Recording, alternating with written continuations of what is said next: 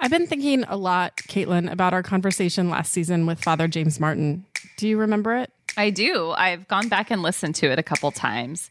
I specifically remember that Father Martin said he wanted to get some soup dumplings with us. We talked a lot about soup dumplings on that episode, and we are still down for soup dumplings, Father Martin. Yes. But also, he mentioned two things that New Yorkers most often come to him wanting to talk about. And there are things that we have been talking about a lot as well. Last week, we tackled loneliness. This week, we're tackling homelessness. It seems as the days get shorter, our moods get more somber. 'Tis the season for seasonal depression and Mariah Carey. From Religion News Service, this is Saved by the City, a podcast from two single Christian women working out our faith with fear and trembling in the big city. I'm Caitlin Beatty. And I'm Roxy Stone.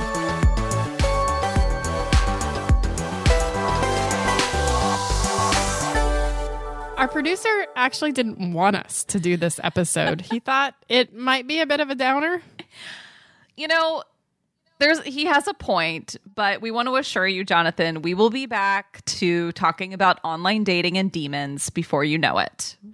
The thing is, though, when you live in New York City and probably any big city, you are forced to reckon with the issue of homelessness on a daily or near daily basis. You can't avoid it. Mm-hmm. For a lot of New Yorkers, especially people of faith, it really drives home the question for all of us, what am I supposed to do? Right. We feel like we're not always sure what is truly helpful and actually not helpful when we encounter homeless people. Should we give money? Should we give food?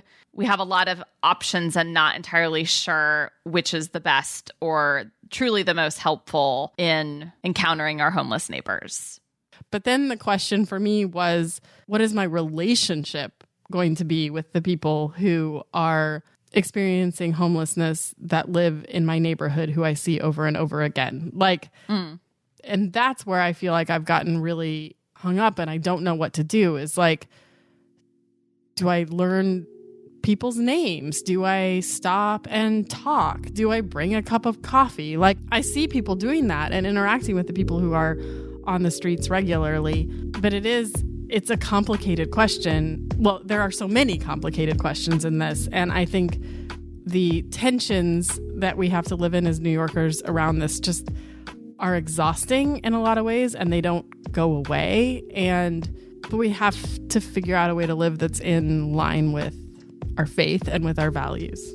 It's certainly not something that we feel like we can just ignore. Right. They're pretty strong biblical commands to care for the poor, to care for the marginalized. And obviously, our response has to be more than giving money, but I don't think it can be less. I don't think it can be ignoring it either. No. The issue requires a more systemic response. That's not an excuse to not engage on an individual level. So the reality is that it is constant. It's always in your face. And I think there is a sense of, well, for me, there's a sense of hopelessness a lot about it because, you know, I did give money this day. I didn't give money this day.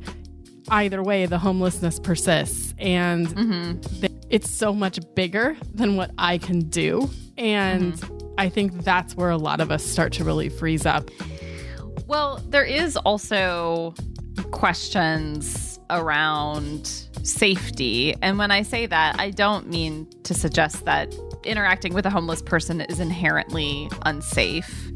But I know that if I'm coming home at night by myself, I'm less likely to interact with anybody because I just want to get home. You know, have certainly encountered people on the street yelling obscenities at me. Yeah. That's obviously going to make me feel... And the subway when you can't get away. Right. And, you know, after living here for a while, you realize, like, you kind of become desensitized to people saying weird things or inappropriate things. You just learn to ignore it. But that does raise a level of feeling unsafe or feeling like, I don't know if I should interact with this person. Yeah, I mean, I've certainly felt that way, especially on subways when, like I said, you can't really get away.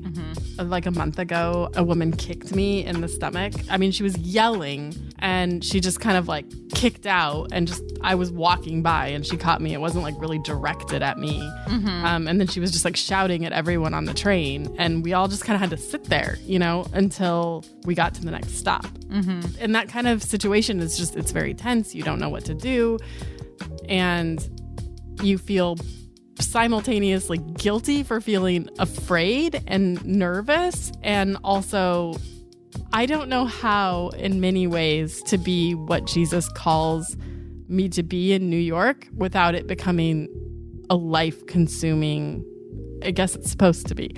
But it feels like, you know, like it's like if I were to be what it feels like Jesus called me to be to the people on the streets in New York City, it feels like that would be something that you would be dedicating your life to, your time to, all of your money to. Like that's how overwhelming and demanding the problem feels here. I really do think that is the thing. Like I really do think at the end of the day, it's like, I believe I'm supposed to do this thing that is core to my faith that I don't do very well. When you boil down to it, what you just said is exactly it. Like it feels like living hypocritically every day. And I hear somebody like our guest today, and I think, is that what I'm supposed to be doing with my life?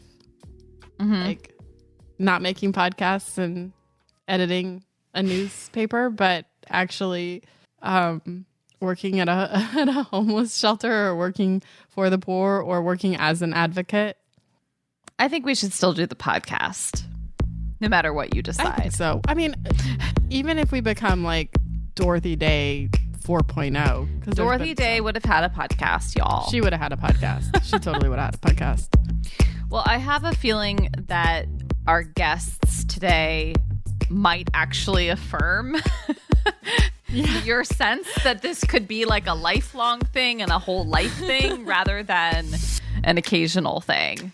Today's guest hears these questions about homelessness and gets them from people all of the time. It's an awkward situation to be desperate and to ask for money, right?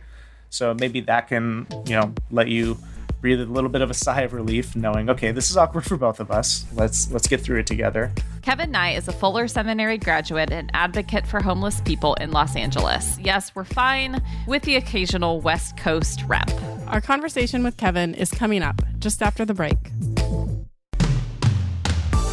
Religion News Service is an independent, award-winning source of global reporting on religion, spirituality, culture, and ethics. And this year, RNS has put together a holiday gift guide. I'll take one Witchy Stitcher cross-stitch kit, please. That's a tongue twister. It really is. But you know what we really want this holiday season? Yeah, you do. We want a rating or a review from you, our listeners. It goes a long way to help us keep hosting the conversations that you love.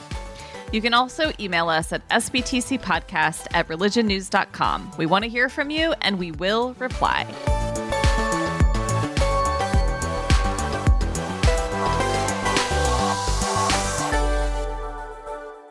Today, we're grateful to be joined by Kevin Nye, an advocate for homeless people in the Los Angeles area, as well as the author of a forthcoming book on the church's response to homelessness. Hi, Kevin. Hey, Kevin. Hi.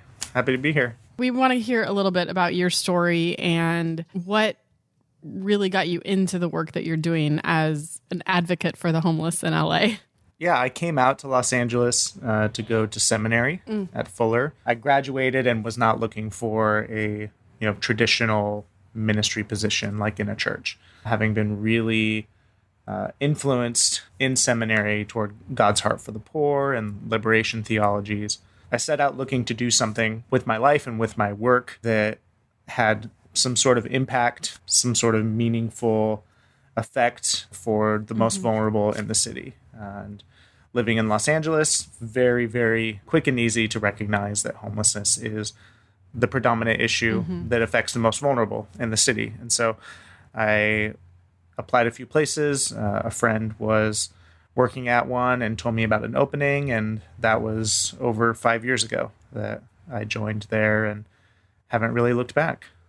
What were some of the messages that you got kind of growing up in the church about homelessness or the homeless? Do you have any specific memories of how it was taught or encounters with homeless people like through the church?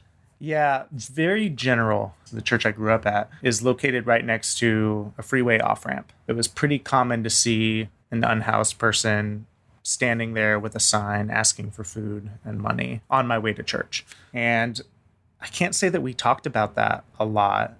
I don't remember any explicit conversations, but I definitely remember the impression of a posture of compassion, but not necessarily really any in-depth conversation about why homelessness occurs or what the steps might be to addressing it beyond the sort of kind of basic service model. I think most Christians listening, or maybe people of various faiths, would probably find that to be familiar. Like there was often in many of the churches that I've been part of, there's some kind of homeless outreach or homeless ministry that was very focused on meeting practical needs, maybe a food pantry or donations, that kind of thing, but very little talk about systems beyond that. Why do you think that is? Like, where does that come from, where there's this desire to meet an immediate need, but a lack of either a knowledge or a willingness to have a conversation about that, the larger systemic issues? Sure. I mean, I think that broadly the church has trouble seeing issues as systemic issues. I think we kind of have a poverty of imagination on all sorts of things, like even racism, right? Where we see it as, you know, I'm not being racist to an individual and therefore I'm not racist versus systemic racism, right? So there is just kind of a general issue that the church has seeing kind of outside individualism and kind of narrow personal interactions. But I also think that, especially with poverty, there's just so many myths out there. And those myths really stand to benefit us and to keep us really at arm's length with people experiencing homelessness and people who are poor in general. Myths and misconceptions, what are some common ones that you encounter a lot around people who are experiencing homelessness? Yeah, I mean, there's so many of them. I think most of them really boil down to one big myth, and that is that people experiencing homelessness or people who are poor deserve it in some way, right? That they are there of their own accord, that they need to be the ones to change their mindset, their attitude, their disposition in some way to lift themselves out of that situation. It's their fault that they got there, and it's also their fault that they remained there. I think oftentimes we even hold that implicitly, right? We may not say outright, yeah, homeless people deserve to be homeless. Like, you're not going to hear that said that explicitly, but it comes out in all of these other ways, like identifying any unhoused person as an addict, or language that we use like bum or vagrant, or, you know, words that have an unnecessarily negative connotation to them. Those are all kind of micro versions of that macro myth. So for people looking to go beyond the individualistic framework, what would you say is the root cause? And are there things that people who care can do to partake in addressing the root causes? Yeah, I think not only is it harder, that's when it gets political. I'm of the belief, and the growing belief and wide belief amongst advocates for people experiencing homelessness, that the key to ending homelessness is housing. It seems very intuitive, right? Homelessness, giving people a home would address that concern. But for a really long time, and really still to this day, there's so much resistance to talking about it as an issue of affordable and accessible housing. But it's been carefully studied.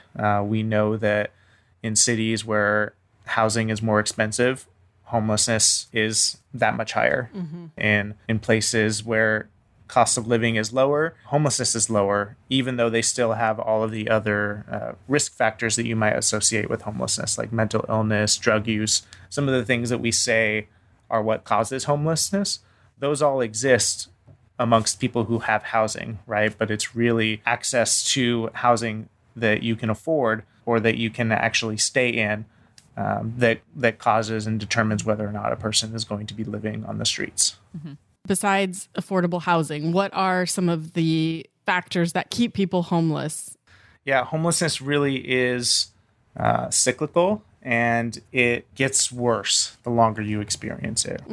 We consider chronically homeless as somebody who has been on the streets for more than a year or has experienced a certain number of episodes in a 5-year period. We see, mental health issues, drug use, disability. These are all huge barriers to getting off the streets. We often tend to see them as reasons why people fall into homelessness, but it's really worth talking about all of those as barriers to getting out of homelessness as well. So if you have a mental illness and you're living inside versus have that same mental illness and sleeping outside, your ability to manage the symptoms of that, to stay compliant with medicine and just your general overall well-being, right? We know that for anyone who has any sort of mental health struggle, I have depression and anxiety, right?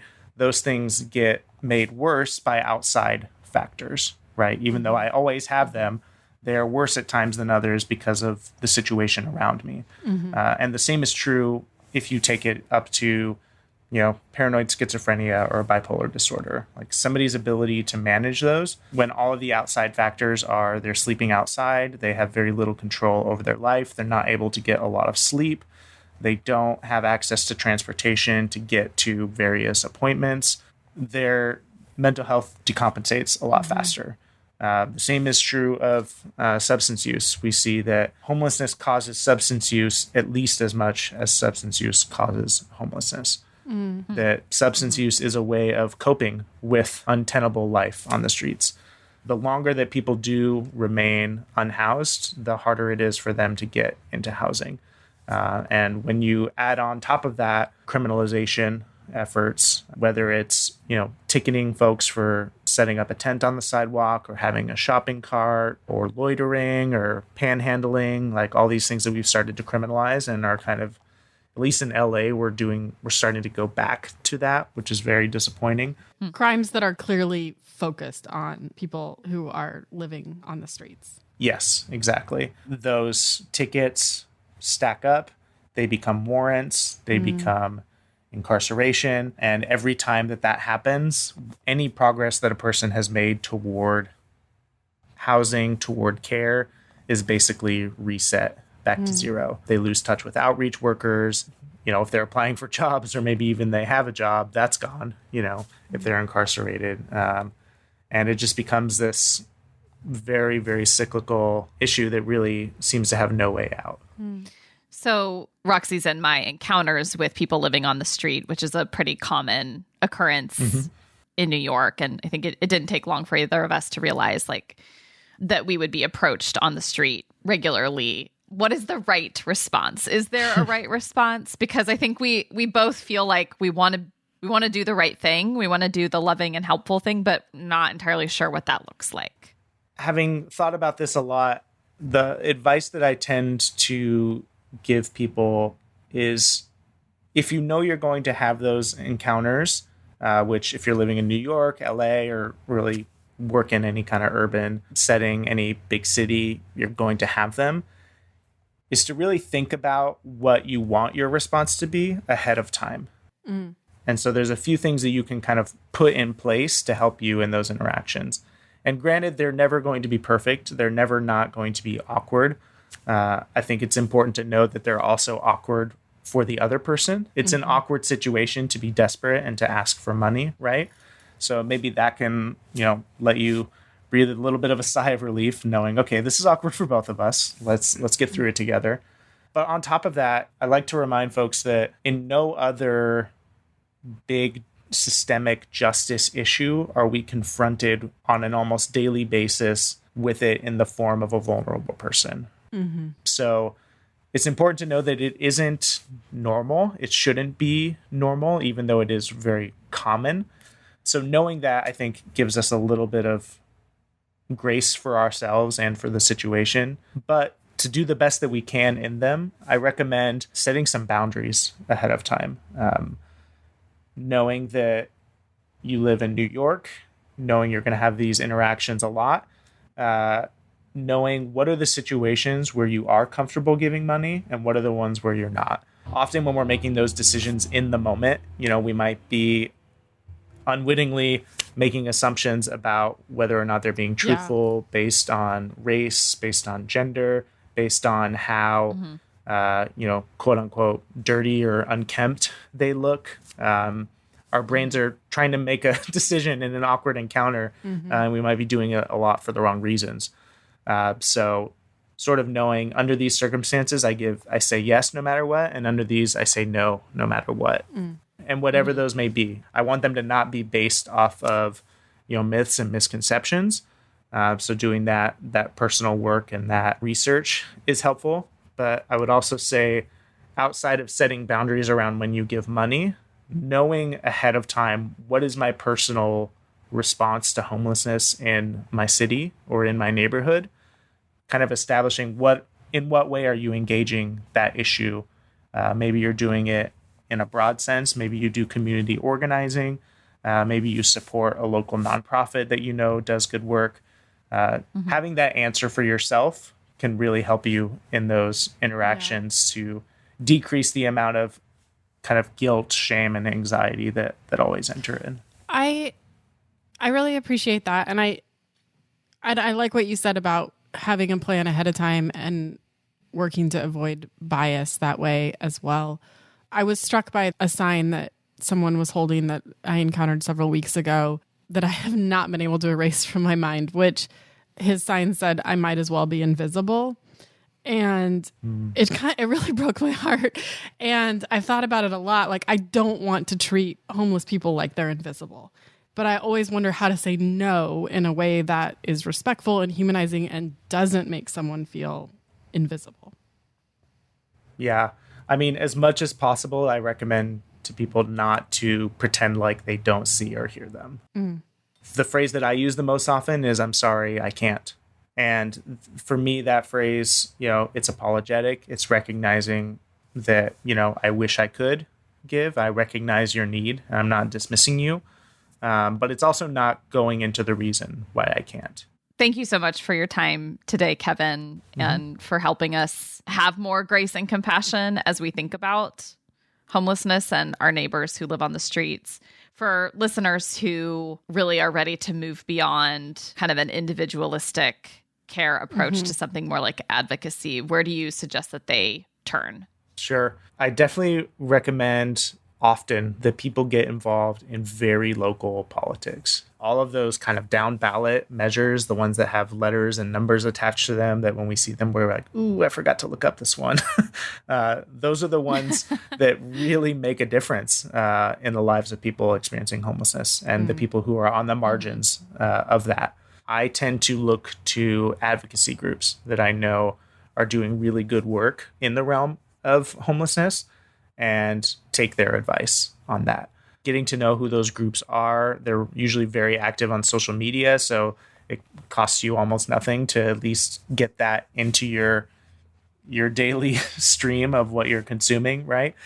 If you have time to get involved in those groups, it can be really helpful. The groups that are actually providing mutual aid to encampments, to people experiencing homelessness who are doing outreach. Those are really great groups to be involved in. Support good nonprofits.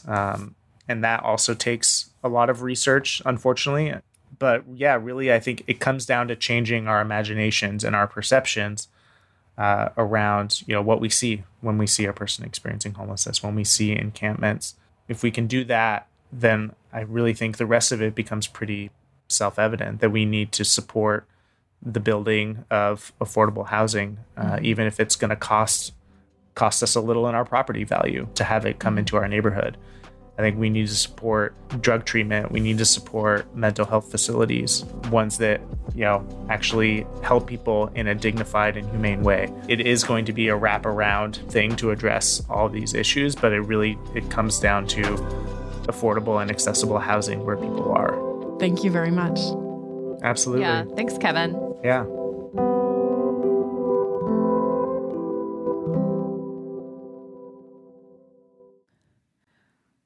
Roxy, I know that the issue of homelessness really came to the forefront where you live on the Upper West Side during the pandemic. I was reading news stories about neighborhood responses to homeless people on the Upper West Side. So what exactly happened? During the pandemic, people weren't staying in hotels. And so they designated certain hotels in the city to be for homeless people because this was a big issue, right? Like the shelters couldn't house the number of people overnight that they would have pre-pandemic because they're, all of these issues that come along with trying to protect people from getting a deadly virus.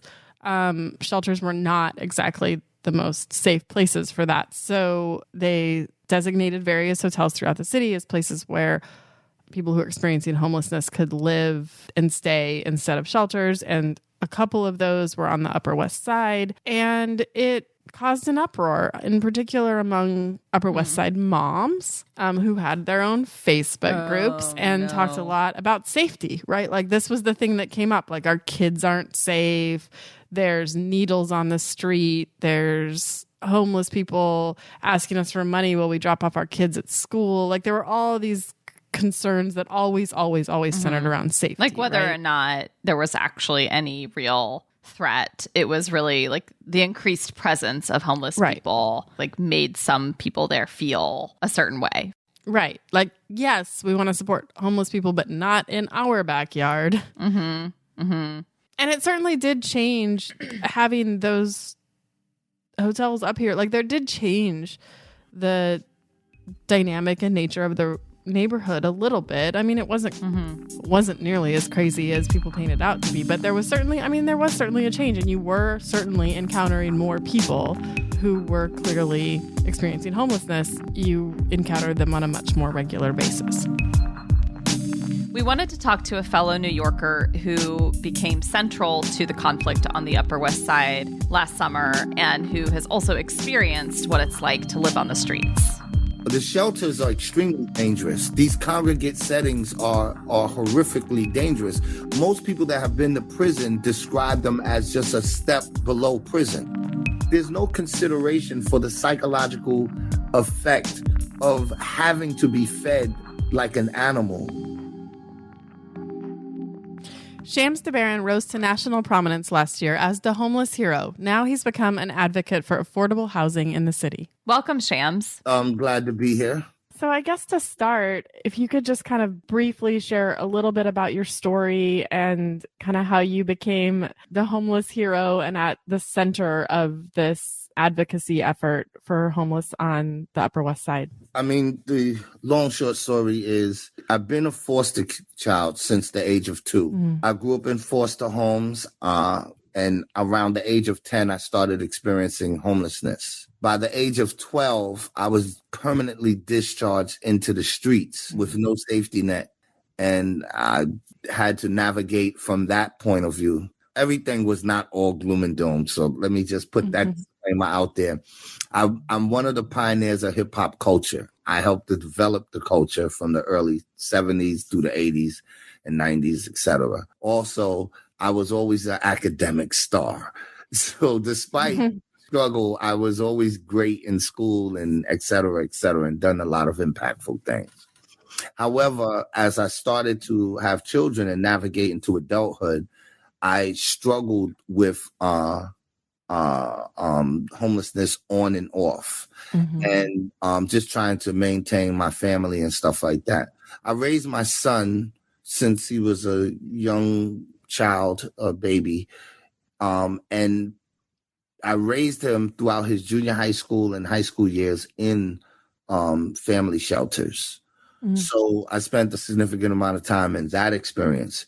But then when he aged out, in doing all I can to maintain him, I myself ended up having to experience homelessness as a single adult. That ironically came around the time of COVID.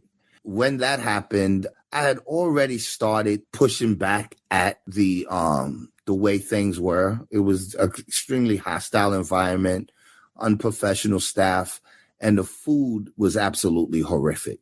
The food reminded me of descriptions of what the slaves ate during slavery. And so that was so triggering to me that I started pushing back first about the food in the shelter.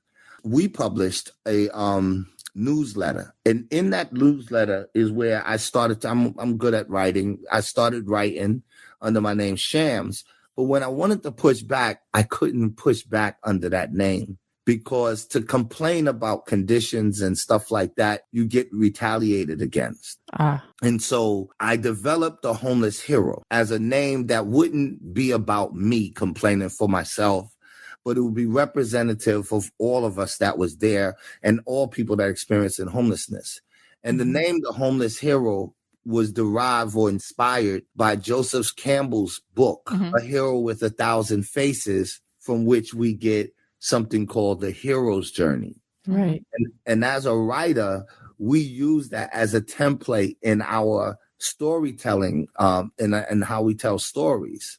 And all of us that are homeless are on this sort of journey. And we encounter different people and go through different things, with the primary goal being getting that key and putting the key in the door and walking into your own home. That's like the climax. And I was like, then after that, once you achieve that major milestone, you can go back and show other people's the way to do the same thing.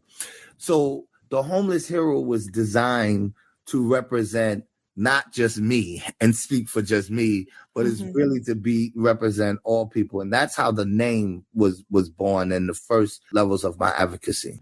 Shams, it sounds like you have this natural leadership gift and capacity to speak for people who can't speak for themselves. Obviously, you rose to a position of leadership and advocacy during the pandemic when there was so much tension and conflict on the Upper West Side. What do you most want your neighbors to understand about people experiencing homelessness in those neighborhoods? I've never looked at it from the perspective of housed neighbors versus unhoused neighbors.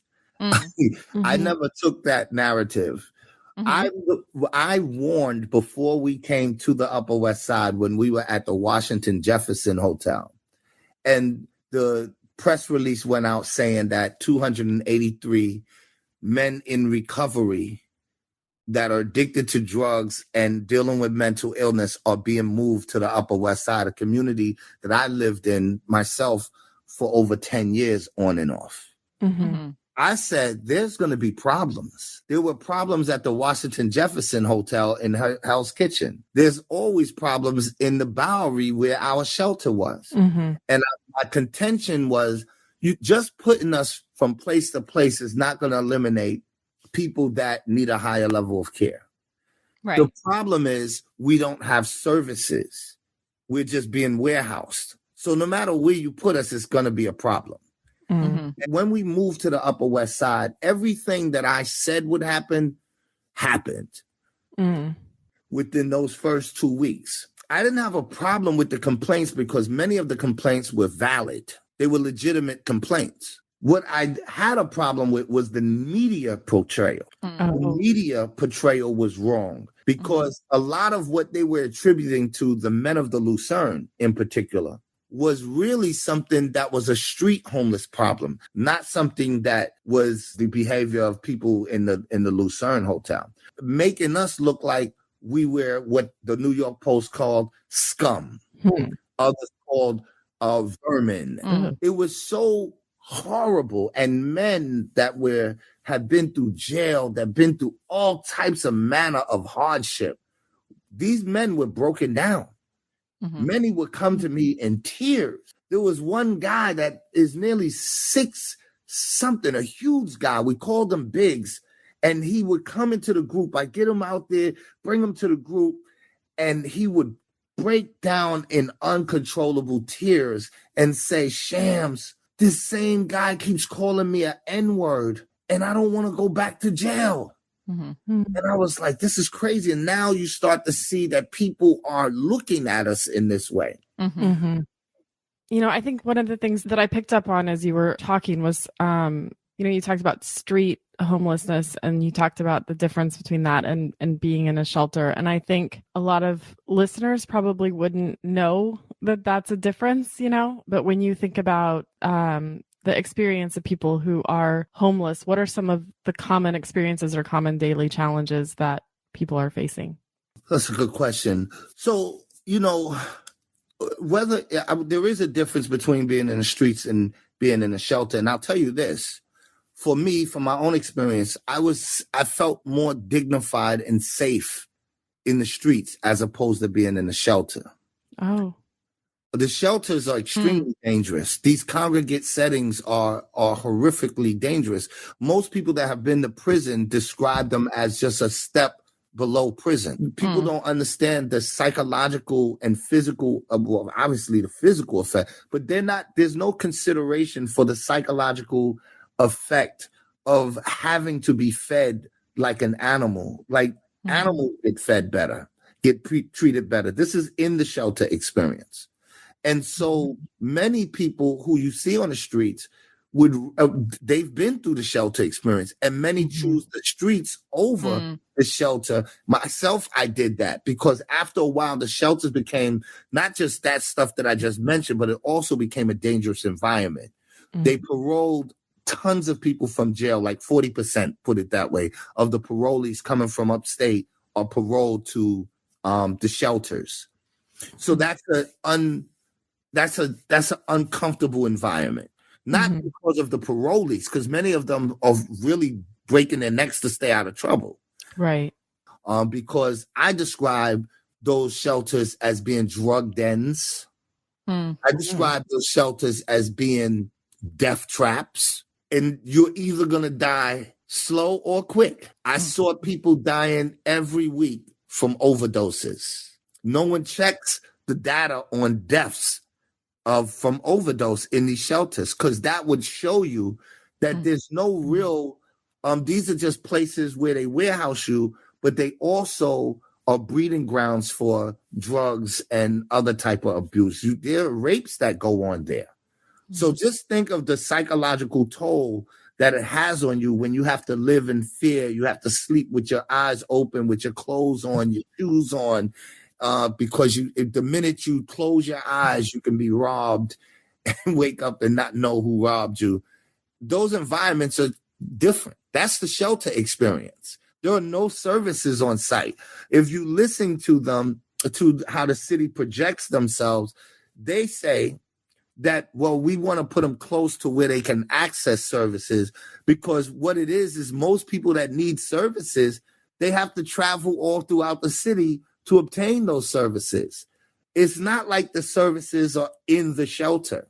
The shelter is just a warehouse, and it's physically not a good place, but it's also not a good place on your emotional, spiritual, and mental well-being.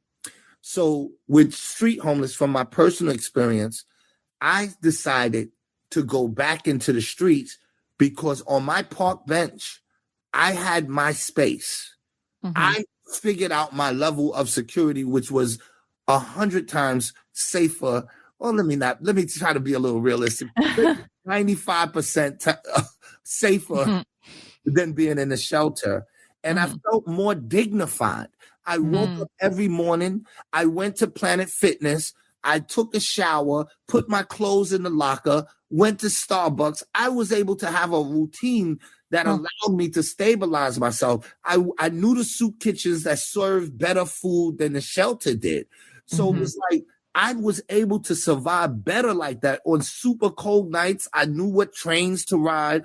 This is the average homeless person that has to find out how to make it and how to do things. The only thing I didn't count on was the depression.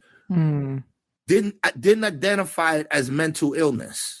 And so in this experience of homelessness, sometimes that can creep up on you and create other issues, and left untreated can lead to other things like anger that's not being treated. Right. It could lead to depression, severe depression, without being treated.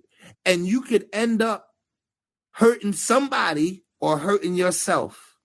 And that is a lot of what we see among street homeless, unfortunately. And I could have been one of those guys. But the thing with me was that when it got so bad for me, I reached out and said, wait, hold up, I need some help. Fortunately, I went and got help, and it was through Project Renewal that I was able to stabilize and get better. But my issue there was I go into the recovery center, which was a safe haven.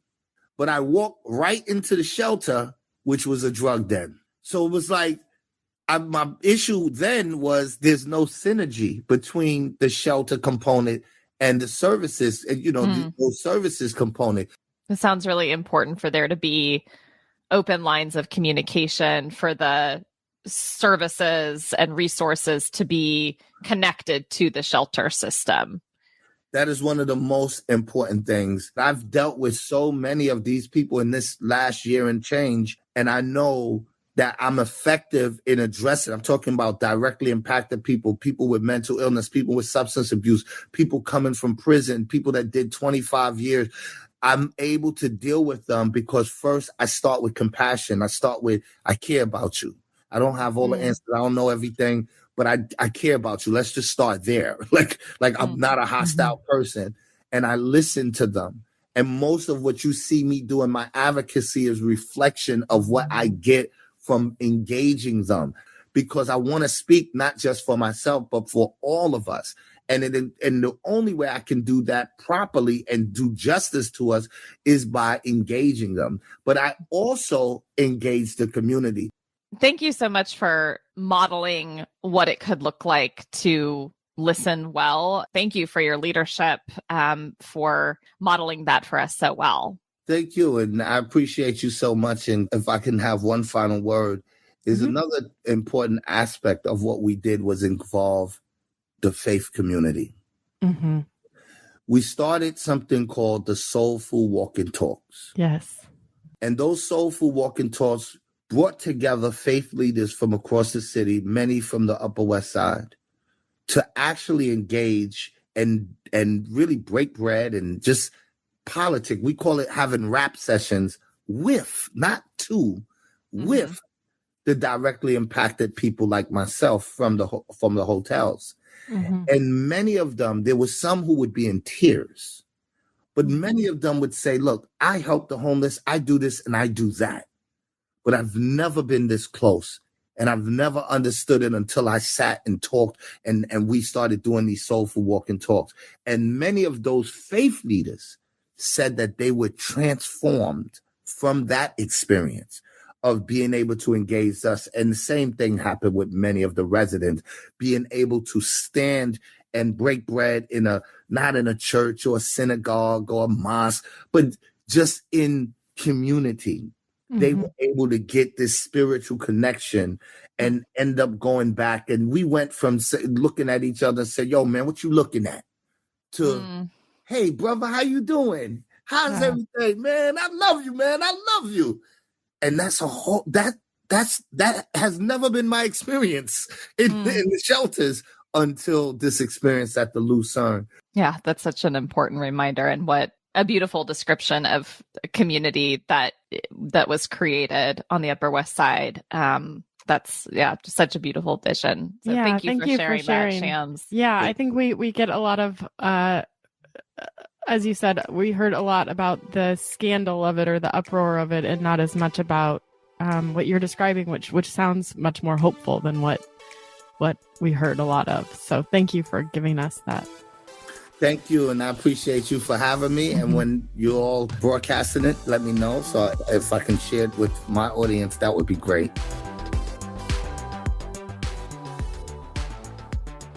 Saved by the City is a Religion News Service production. The producer is Jay Woodward, and the consulting editor is Paul O'Donnell. We get production assistance from Elizabeth Joy Wyndham. Chaz Rousseau put together our look, and Martin Fowler wrote our theme music. We are Katelyn Beatty and Roxy Stone. Thanks for listening.